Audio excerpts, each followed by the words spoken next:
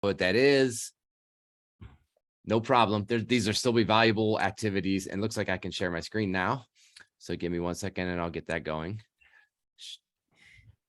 There we go. Can you see my screen? Yes. All righty.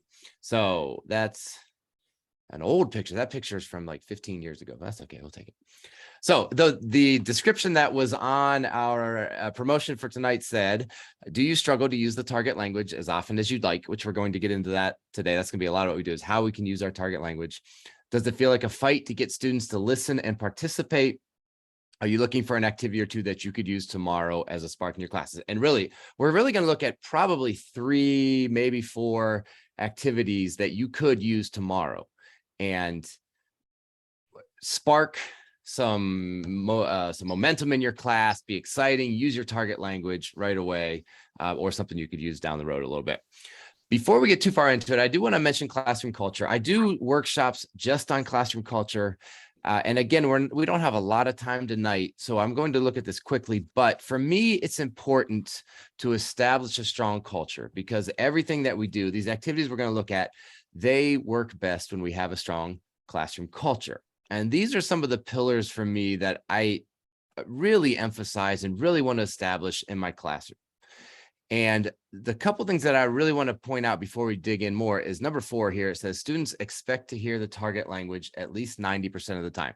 This becomes an expectation because me as the teacher, I am using Spanish in my classes 90% of the time or more. It just becomes our culture. It's one of the main goals, and it's super important. Also, number 5, students are engaged for the entire class time. The things we're going to look at tonight are engaging. They are activities that students want to participate in.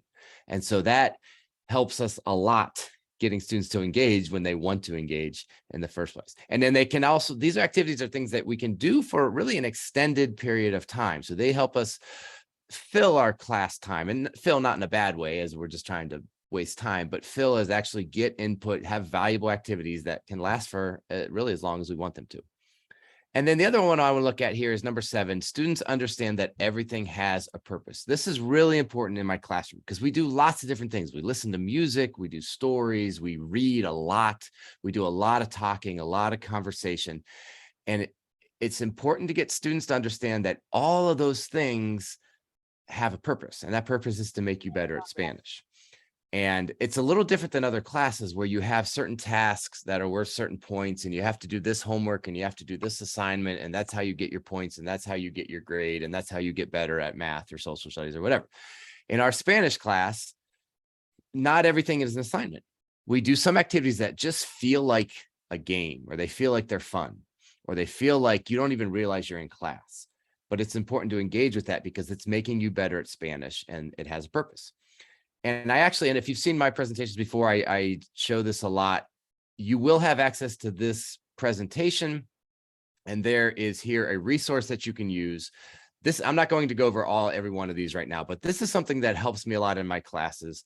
We usually do this at the end of the first 9 weeks and maybe a couple times a year, and students self-evaluate, and they evaluate themselves on how well they do engage with everything we do in class, including these activities we're going to look at today. And it's just reminding them that everything has a purpose. So this has been a really valuable resource for me. You're welcome to use it. You're welcome to adapt it, make it fit how you want to use it. But it just reminds us that everything has a purpose. And then, as I mentioned when we started, I do teach with comprehensible input, which the definition of comprehensible input changes from teacher to teacher. Couple things for me that I think are important to mention before we get into specifics tonight. It is not just about the activities that we do. It goes back to a shift in what we want out of our students.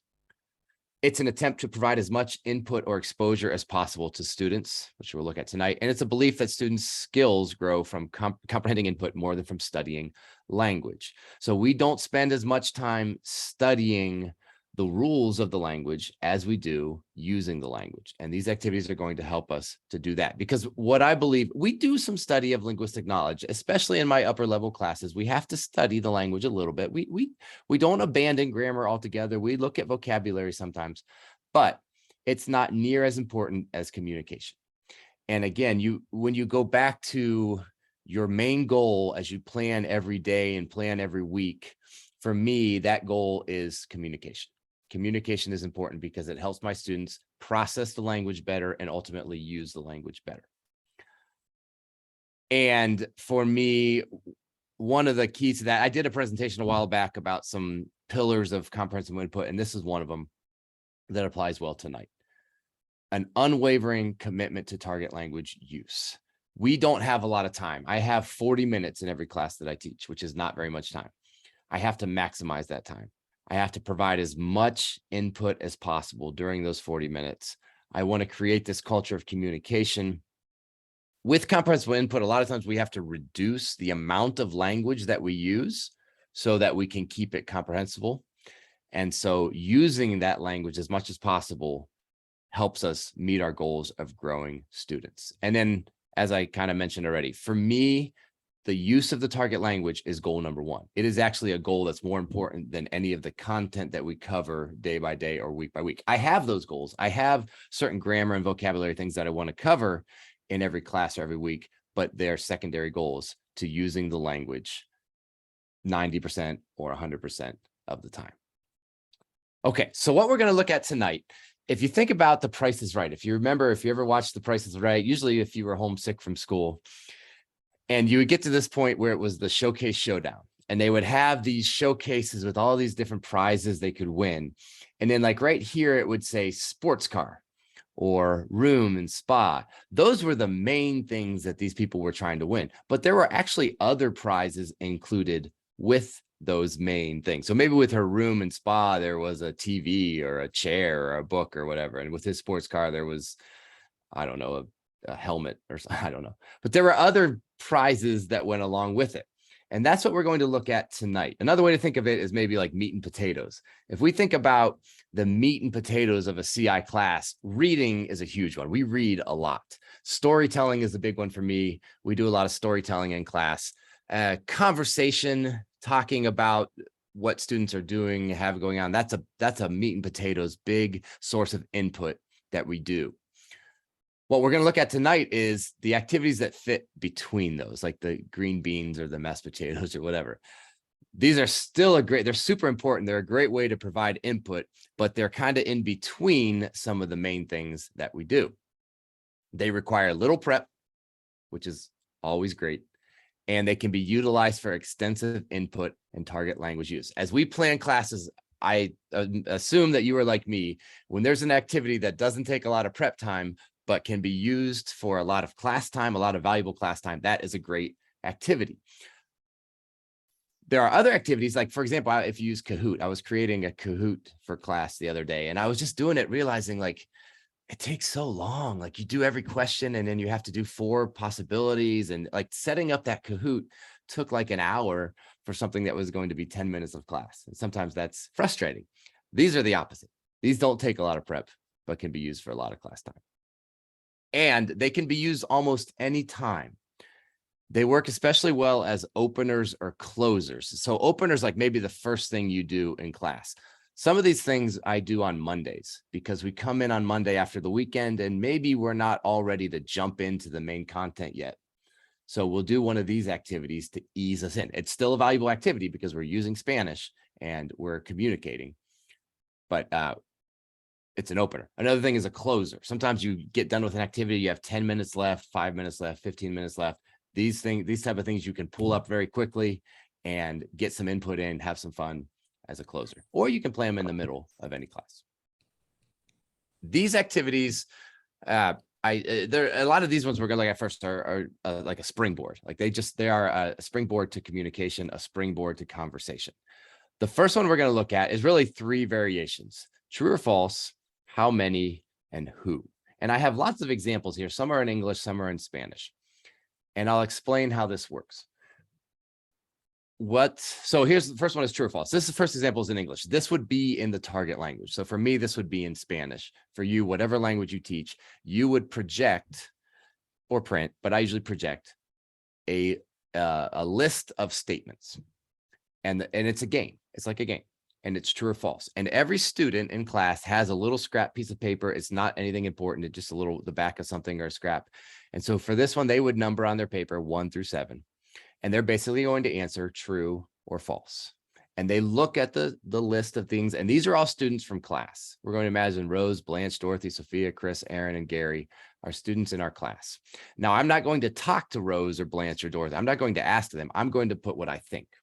So Rose has read every Harry Potter book. True. Blanche has been in love. That's probably false. Dorothy has seen a play on Broadway. That's true. And so on and so on and so on. So students are going to take 2 or 3 minutes first, and they're going to fill out true or false. Then this is where we get into the real value of this activity. We're going to go over it as a class. And so I'm going to say, hey, class, and this again is all happening in the target language. That's the beauty of this. It's target language heavy, and students don't even realize it because they just care about trying to win this game.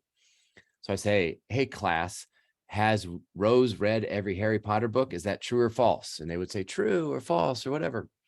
And I would say, Rose, have you read every Harry Potter book? And she would say, yes, I have read every Harry Potter book. And I would say, great. And then I could say, class, who else has read every Harry Potter book? Raise your hand. I could say, have I read every Harry Potter book? And so there is a potential for lots of talking, repeating this phrase over and over as we talk. Now, if it's a very low level and you can't maybe do as much discussion, that's fine. You can keep it simple.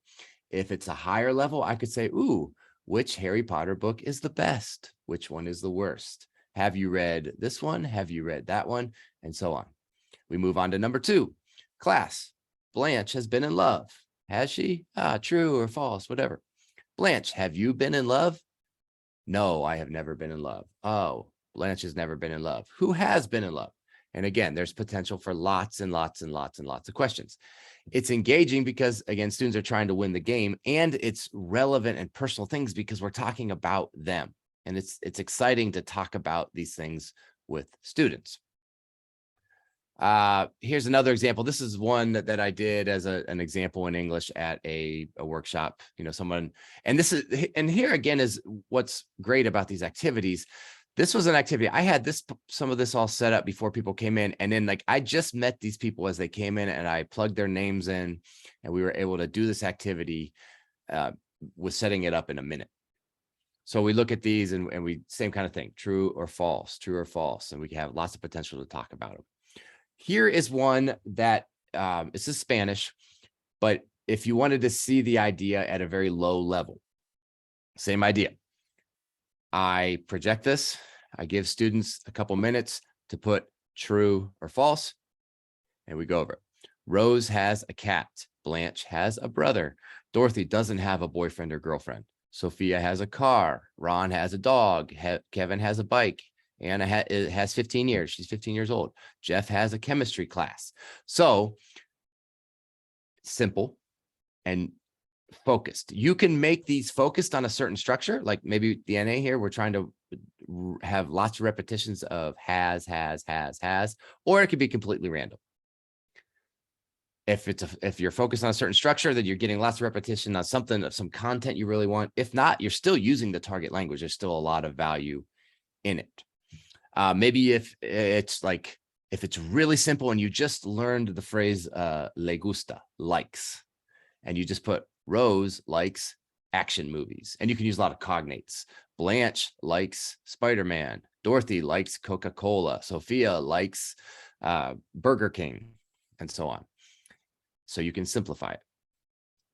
Here is one that I used in class. A lot of times we do this on Monday after the weekend. And so I'll say, all right, during the weekend, true or false, and what do you think about did your classmates do this or not? Isabel drove a car. Rafael saw a movie. Lorena cried. Gracia studied for a test. Luisa yelled at her dad. That's always fun to talk about. Rosa ate Mexican food. Fabio kissed a girl. Carla played an instrument, and so on and so on. And so again, each one, as we go over it, there's tons of potential to talk about it. And it's engaging, again, because it's a game for the students, and it's engaging because we're talking about what they did over the weekend. I love it because we're doing it in Spanish. They enjoy it because we're talking about them and we're playing a game. Here's the other thing about this. They don't have to do much. If I have a very low level of students and I look at this, all Rose has to do is say sí or no, yes or no. And then if I say, all right, Rose, do you have a cat? And she says no, I say, who has a cat? Raise your hand. And all you have to do is raise your hand. So what's required of students here can be very, very simple and can really reduce intimidation and really build confidence in using that target language, because they can say, whoa, look, we just used Spanish or French or German for 15, 20 minutes straight. And I wasn't scared. I was just learning about my friends and trying to win candy in this game. As you go up in levels, you can talk more and more. Raphael, what movie did you watch? Describe the movie, but don't tell us the name. Who else has seen that movie? Why did you cry? Who else cried? If you're comfortable sharing, people don't have to share those, but and again, it's engaging because it's a game, and it's engaging because it's personal or relevant. A lot of times I think people see these type of activities and they think, oh, that's so simple. It doesn't feel like there's a lot of reason behind it. It doesn't feel like there's a target or a purpose for it, but there really is, because the way you can use the target language with these is awesome. And again, the prep is pretty easy and the value is great. The second variation of this is the same idea, but instead of true or false, now we're going to say how many people. And again, I have an example here in English. I can show you some Spanish ones here in a minute too. The idea with this game is the same. Students have a little piece of paper. They have a couple minutes on their own, but now instead of writing true or false, they're going to write a number. And again, so this one is a lot of random things. We could do it about the weekend. But so we look at how many people are in class. So there's 20 people in class today, including the teacher. I always participate in this myself. How many people have said a bad word today? You write what you think. How many people have been to the beach this summer? How many people have purchased a gift for a boyfriend or this year? How many have seen every episode of Parks and Recreation? How many listened to French music this last week? And so on. It could be anything you want. Students will write down their numbers. And then just like with the other activity, the value comes when we go over it. So now, how many people have said a bad word today? We're going to raise our hands if you've done that and count. So let's say 12 people have done that. I look at the number that I wrote down. I guessed 14. The real answer is 12. That's a difference of 2. I keep track of my difference, and whoever has the fewest points at the end wins. Sounds complicated. It's really not that complicated. And honestly, you can do whatever you want. You could see whoever's right, each one or whatever. But you're trying to just guess a number. Again, the numbers in the game aren't really what's important to me. What's important to me is we get to talk about all these things. A simpler version in English, but again, you could do it. Again, this would have to be in your target language. How many people have cats? How many people prefer dogs more than cats? How many people can drive? How many people have a car? How many people cannot swim? Have more than 2 brothers or sisters? Can be focused, can be very simple, can be very complex. Lots of potential to talk about these things afterwards. And again, like I said, this is something that you can use tomorrow. This is something you could create in a few minutes. You could do this how many, you could do true or false and throw in names of your students and really enjoy using the target language for as long as you want. Here's an example of one that I did in class. How many people? Nope, this was after the weekend. So how many people went to the football game? How many people cried? How many people did homework? How many people lied to their parents, ate fast food, broke the law, watched more than 2 episodes of a program, and so on and so on and so on, said bad words, slept in a friend's house, bought something. And so we talk about those things. Here's another example, a Spanish one of a simple one. And this is kind of an example of a focused one. Let's say we are focusing on puedo, is able to, can. So every one of these has this. So students are going to take a few minutes. They're going to write down a number. How many people in class can speak French? How many can dance the Macarena, play the piano, sleep? How many people can sleep on a bus, can drive, can lift more than 200 pounds, play golf, sing the national anthem by memory? And so, same idea. At the end, we're going to talk about it. All right, I'll say, raise your hand. Who can speak French? And they'll raise their hands. Who can dance the Macarena? All right, show me, dance the Macarena, and we'll have fun with that. Same idea. And then the third variation is very similar, but now instead of true or false or how many, the question is who. And so now you have to write the name of the student from class who did these things. So this is actually, this is translated, but this is actually one I did after Christmas break or spring break or something maybe. So basically, same idea. You have a little piece of paper, you have a couple minutes. Now for number one, you have to write the name of someone in class who did that. Who bought gasoline? Who visited a grandparent? Who ate in a restaurant? If you think nobody did that, you can write nadie, no one, but you only get a point if it's truly nobody who did that. You can write solo yo, just me, if you think you are the only one who did that. And so it's the same idea. Here's another example in Spanish. Who watched a movie? Oh, this was the one that was after Christmas break. Who is wearing new clothing today? Who received a gift they didn't like? Who left Ohio? Who broke the law? Went to a New Year's Eve party? Gave a gift to a boyfriend or girlfriend? Listened to Spanish music? Was sick of their family? This is just because one person actually met my wife once during a Christmas break. So same idea. You're just going to write the name down of somebody who's done that. We're going to enjoy it. So it's just a little variation on that game. So it's not always the same thing, but students do really enjoy it. They do engage, and I do get to provide a lot of input to them. And then there's also the potential for some grammar. Like we can talk about why the formed a certain way. If we're focusing on puede, we can talk about why we're using that. We can focus on vocabulary and grammar if we want, or we can just enjoy using our target language. And again, remember, for me, that is the goal, the first goal. So there's always a purpose for these type of activities. Okay, let me show you a second activity. Oh, well, let me show you this. And I kind of talked about this already. Those three activities, true, false, how many, and who. 5 minutes. They're created in 5 minutes. They engage students by discussing their lives, their interests, their opinions. They can provide compelling input. Students are, again, acquiring that language without even thinking about it because they're just enjoying the conversation and the game, and they can be extended for prolonged, meaningful target language discussion if your students are able and if you want, or you can keep it very simple if you want. Okay, our second activity, which is also really a game, is called the hot seat or silla caliente. And this is another one. This one takes a little bit of prep, but once or twice, every once in a while, and then you have it and you can use it a lot. It's like the pyramid game or taboo, or it's just like a lot of these different games. Provides input.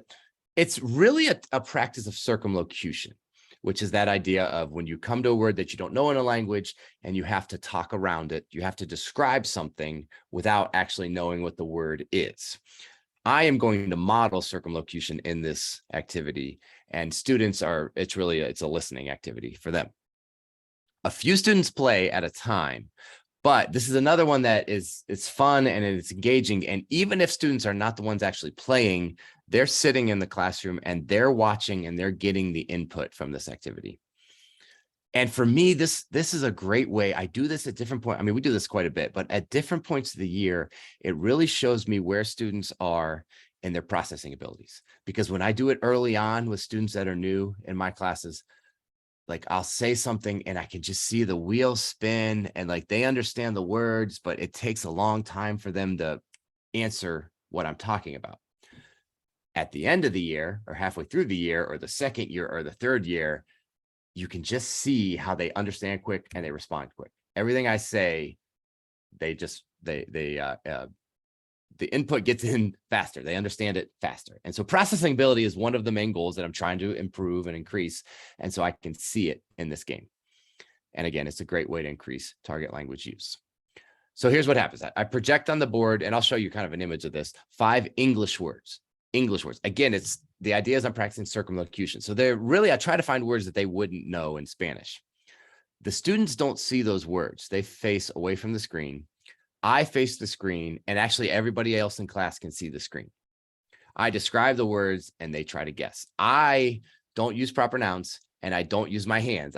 Sometimes I have to really fight the temptation, but the idea of this game is it's listening to the words, to the Spanish, not using gestures. One student can race against the clock, or two students can compete. So here's how my classroom is always set up like this. There's more chairs in this, but that's the idea. We always sit in a semicircle. If you don't, you can still do this. You just have to kind of stand between the desks. But so if we do it as a game, maybe this half of the room is one team and this half of the room is another team. One student from each team is going to sit in this hot seat. Again, you could also do it with one student who's just racing against the clock. That's fine. You could do it with three. You can do it with everyone. On the screen here are the 5 words. These 2 students can't see them. All the rest of us can. I will describe those words. I will use the target language. I will speak in Spanish. They can just say the words in English because, again, the idea is they're words that they don't know. So if I describe something, like I say, es un gato grande y negro. And he says, panther. Good. He gets 1 point. So then I'll say the next one, I'll describe it. And she gets it. She gets a point. And that's it. So, we keep track of the points. Sometimes they're like, if it's just 5-10 minutes left in class, we'll just do it individually and I'll have candy and you two go against each other and whoever wins gets candy. That's fine. Again, you can do it with one person. Let me show you some examples. Now, I have a bunch of these lists. And again, you have access to this presentation when we're done here. And you can use these. And the thing about this, again, is the words on the screen are in English. So you could take this list right now and do this tomorrow because you can describe it in your target language. The list is in English. So I have a ton of these lists that I've just created over the years. And they have words in English. So so these are the 5 words that would show on the screen that the students don't see, but I'm seeing.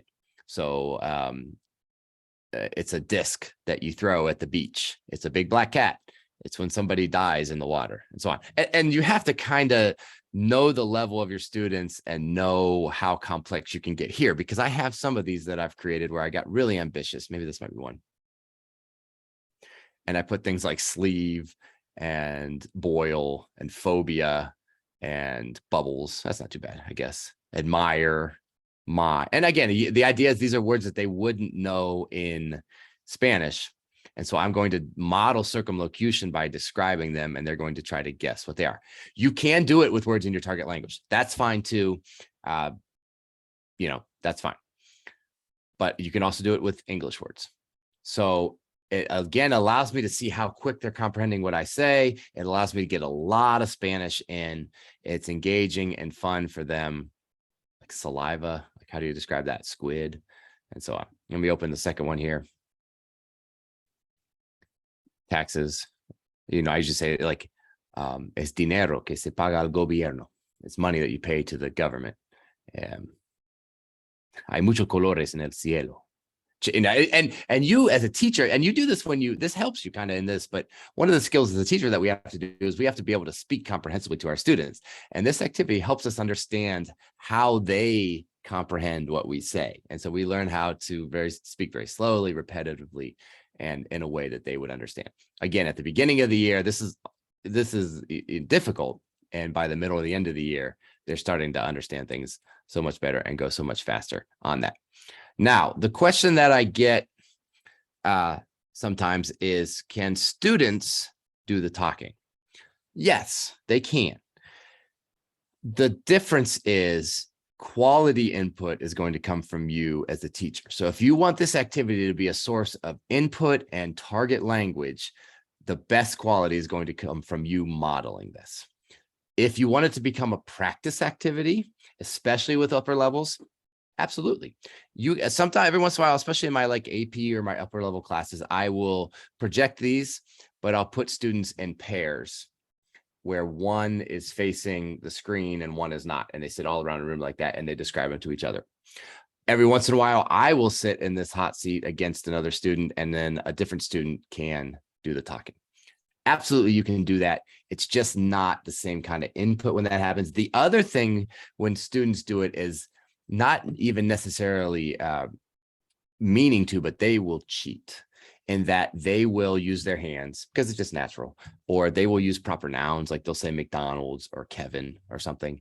And then the other thing that they will do sometimes, they'll be like, ¿cómo se dice duck? I don't know how to say duck. Well, you just said the word in English like that. You're cheating. So if you want to control the game and really provide a lot of quality input, it's best for you to do it yourself. But it's been an awesome activity for me. And again, it's one of those things that sometimes teachers will look at and be like, well, how can this simple list of English words be something that's valuable? How does it have a purpose? My goal is to provide input. My goal is to speak Spanish all class long, engage students, create this culture of conversation. So for me, it does fit really well within what we're doing in our class. So that's been a very valuable activity. I want to show you one more main one here. And then if there's some questions about those, we can come back to that. And that's really just warm up questions. We do at the beginning of every class. We always talk, right? We talk about how are you today and why? What did you do yesterday? What are you going to do later today? What are you going to do after school? Or what are you going to do this weekend? We talk about these things with students all the time. One activity I found here that has been helpful, or just, I guess, a variation that has made this fun and a way to provide input and really engage students, is this question randomizer. Now I'm going to open this and watch. Be careful here, but this is what it looks like. Okay, so there's lots of questions. They go like that. A student will say, stop, basta. Oh, there we go. They win candy. Let me start it again. Someone says, basta, stop, boom. What's causing stress in your life today? So the idea with this is I have a bunch of different questions that students have to answer. One at a time, a volunteer will say, all right, it's my turn. I want to go. And I'll say, okay, and I'll start that randomizer going fast like that. They'll tell me when to stop. And then whatever question that comes up, they have to answer it. If it lands on candy, they win candy. So that's why they want to do it. They want to try to win candy. I want them to answer questions. So I have questions here like, how do you feel today and why? What did you do yesterday? What's your mom or dad doing right now? What's causing stress in your life? What are you going to do today after school? What's the best part of today? What's the worst part of today? What do you have to do today, but you don't want to do? And candy. Okay. But again, this could be anything. You could create these questions with what food do you like? What movies do you like? Do you like Batman? Do you like Harry Styles? Do you like Spanish music? And so on and so on. You can make them very simple questions. You can make them complex questions. And we randomize them and students answer. Now, obviously, the question there is, how do you do that? And this is something that, again, takes a little bit of time, probably altogether, I don't know, 20 minutes or so to set up once, and then you have it and can use it at any time. In this presentation that, again, you will have access to, I have included a video with instructions on how to do it. I'm not going to play the whole thing right now, but let me play a little bit of it for you. Hello, Brian here with a quick video on how I made the question randomizer, which really could be any kind of randomizer, but I use it a lot for questions. Go as long or short as you want it to go. And what's your mom or dad doing? Where is your dog? Okay, so again, if you watch this video, I will show you how I use Google Slides. And basically, you're just taking Google Slides, you're creating a presentation, you're putting in any questions you want. If you want to include candy or something as a prize, and then there's a way you publish it. You post a link, you change the number of milliseconds between every switch, which just sounds more complicated than it is. This will walk you through it step by step. And then you just open that link and it automatically starts to do that, flipping through, and then you can do this activity with it. You can also use that to randomize pictures of things, pictures of students or whatever. So it's quirky enough that it kind of grabs attention. Again, there's the chance to win candy. They are compelling questions that we're talking about. And so it kind of holds attention, grabs and holds attention of students. And yeah, it's one that I really enjoy. And again, you know, the potential for input really comes in what you do with those questions. Like what's causing stress in your life today? Well, if someone says, my math test. Well, then we can talk a lot about math tests. Who has his math test? Did you study? Do you pay attention in class? And so on and so on and so on. We can extend that into conversations as much as we want. If we're doing something very simple, do you like action movies? Well, who likes action movies? What's your favorite action movie? And so on. So lots of potential for more conversation there. Okay. We got a couple minutes here. One of the other things I put on here is jokes. And again, if you've seen my presentation before, I've talked before about jokes. I do tell jokes in class every day. There is a link here if you're a Spanish teacher to a resource I have with a bunch of jokes in it.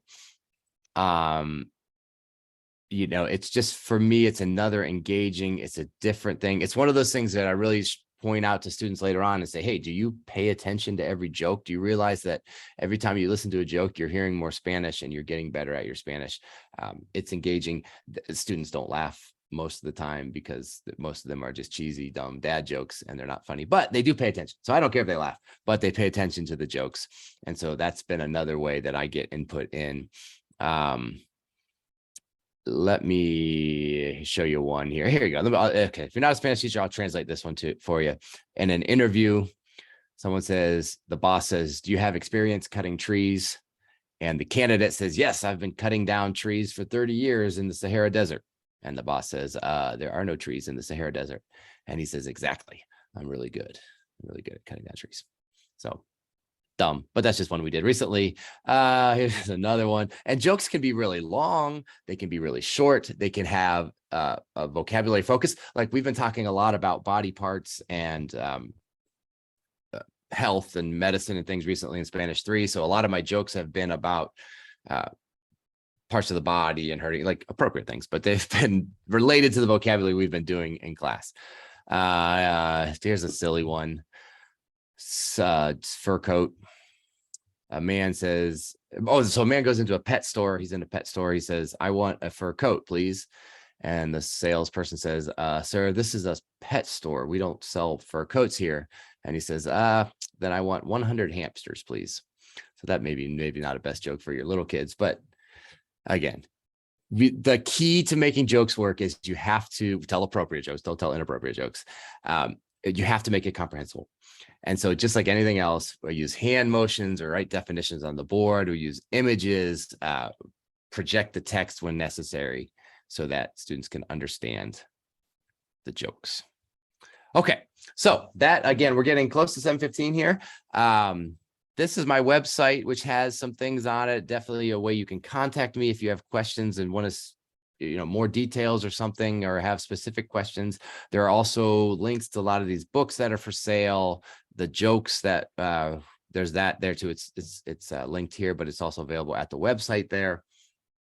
Yeah, and you can contact me. I'd be glad to help you out or answer any questions you have. I try to get to them as soon as I can. But we have a few minutes left here, and I don't know, Mike, if there are questions that you saw in the chat. Yeah, Brian, there was one particular one, and it came from Mary, and she said, and do you end up telling them the actual word in the target language? That's when there's the backs are to the screen. Yeah, and you're doing and the that hot seat circumlocution game. Yeah, Yeah. there, I'm looking for that stop sharing. I don't, but there's no reason not to. Yeah, you can. Yeah, absolutely. Yeah, you can after it's done. Yeah, I've done it actually before, where I was focusing on either, I think it was like vocabulary that was coming up and was going to be new. And so I actually put both. I put the English and Spanish, and I let them guess the English as I described it. But then we saw that that was what we were going to be learning. So yeah, absolutely. You can tell them the definition afterwards. And if you have a question, if not in the chat, if you want to ask.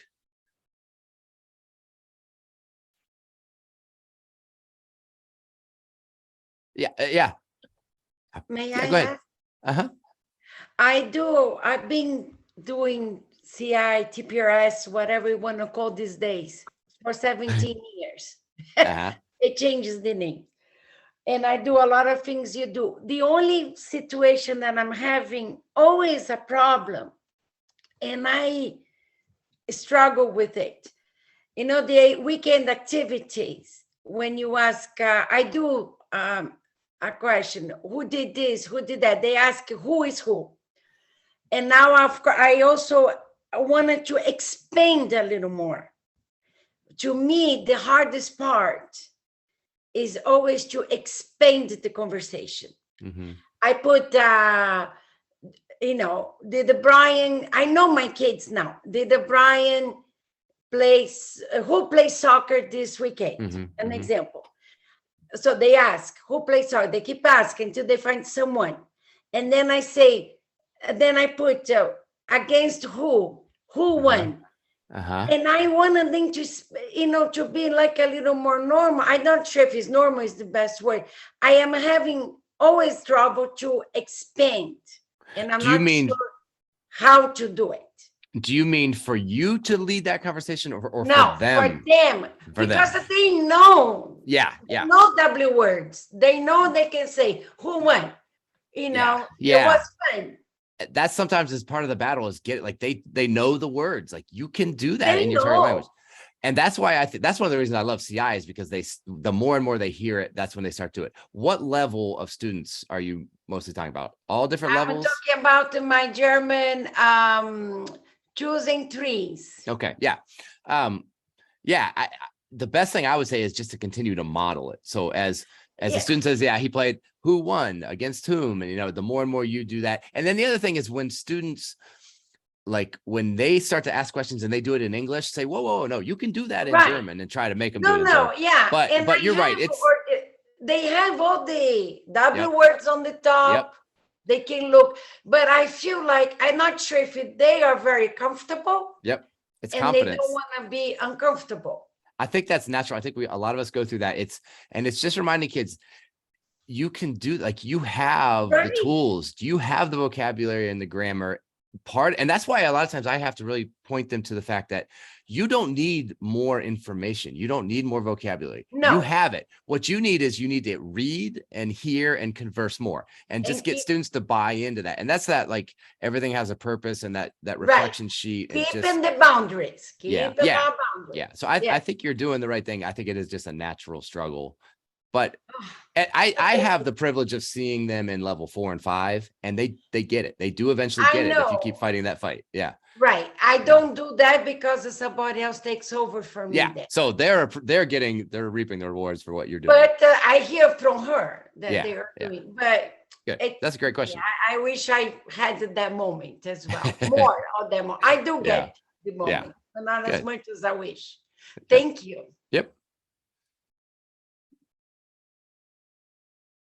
Any other questions? Someone asked about the website. It is just bryankandel.com.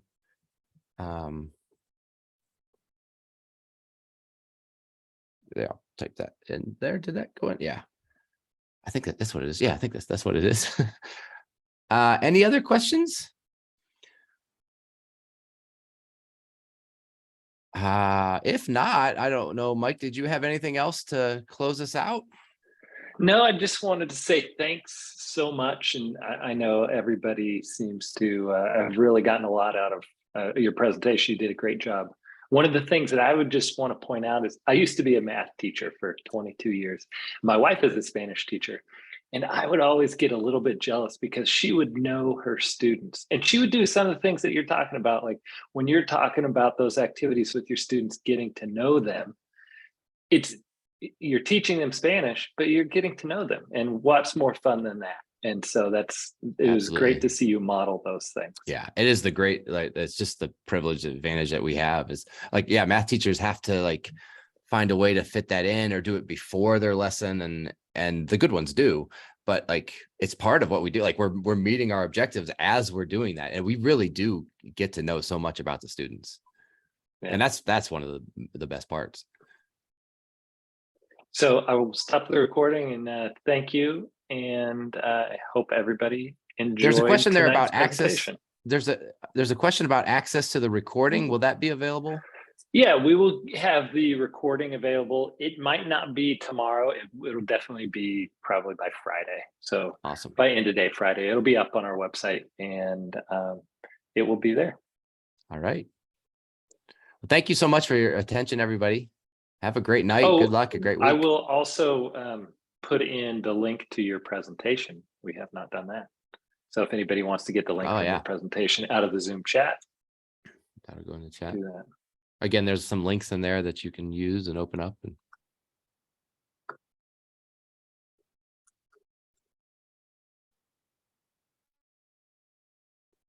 So I'll stay around to make sure everybody can, but thank you all very much. all right. Thank you all. Have a great night. Thanks, Bryan. Good night. Thank you very much.